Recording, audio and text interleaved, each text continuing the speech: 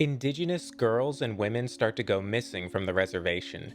Does it have something to do with the newly built casino and the constant stream of guests coming and going, or has an ancient tribal myth come to life intent on punishing the reservation residents for letting their past slip away?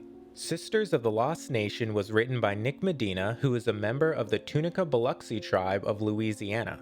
The book takes place on a Native American reservation of a fictional tribe called the Dakota, but in the author's notes, Medina states he took inspiration from several real-life tribes who all experienced similar issues explored in the book.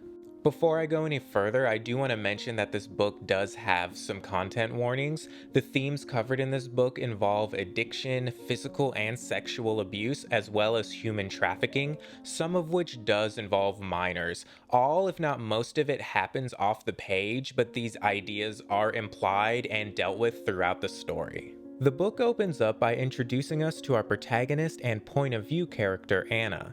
It's made clear to us right away that Anna is an awkward teenager in her final year of high school. She doesn't quite fit in at school because she has a boxy and large frame, wears her dad's old overalls, and presents herself in what could be perceived as more masculine. It also doesn't help that she is one of only a few kids from the reservation who attend the high school, one of them being Anna's sister, Grace.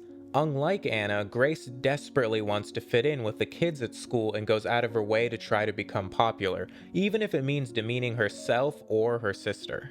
Anna's home life on the reservation isn't that great either. Her parents have been fighting constantly since her grandmother's stroke, which caused her to move in with them. Anna and her sister Grace used to be extremely close, but their relationship as sisters has been torn since Grace got to high school and decided that being popular and fitting in with the kids meant that she had to distance herself from her awkward sister Anna. The reservation has recently grown in its wealth since they completed construction of a casino and hotel on the land. It has become a wildly successful tourist attraction as well as a destination for people in the nearby town.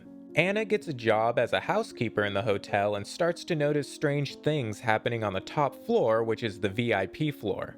She sees native women being snuck in the room with strange men and even sees what seem to be young girls coming and going from the top floor as well. Girls have been disappearing from the reservation in the past year. Everyone assumed they ran away to find a better life, but once Anna thinks she recognizes one of the girls from the top floor as a girl she has seen on a missing persons poster, she starts to connect the two. The story really kicks into the main plot right after Anna's sister Grace also gets a job as a housekeeper at the casino, and shortly after Grace goes missing as well.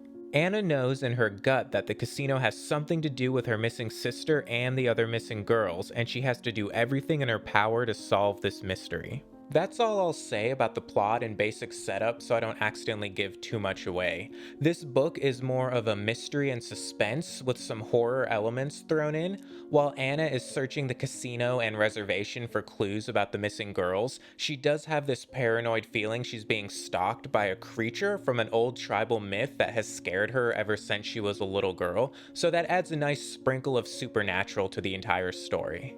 There are a lot of interesting and serious themes explored throughout this book, one of which is the issue of human trafficking, specifically from Native communities. The book explores the complexities of jurisdiction when it comes to policing crimes that happen on the reservation, whether they're committed by Native peoples or if non-Native people commit crimes on a reservation and then leave.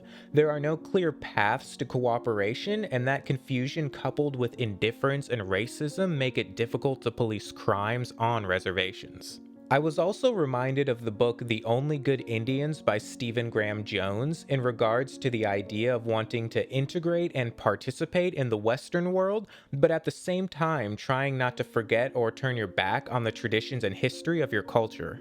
Change is a huge theme in this book, and change is happening rapidly around Anna and on the reservation. The book also lightly explores sexual identity and orientation. Our protagonist Anna isn't quite comfortable presenting in a traditionally feminine way.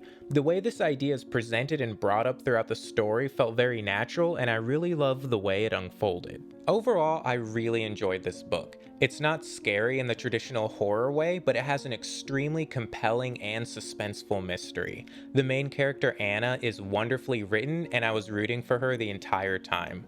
Once the mystery kicked off, I couldn't stop myself from reading because I wanted to see if Anna was going to be able to solve the mystery and figure out what happened to her missing sister, Grace. So, if any of this sounds interesting to you, then I would check out Sisters of the Lost Nation by Nick Medina.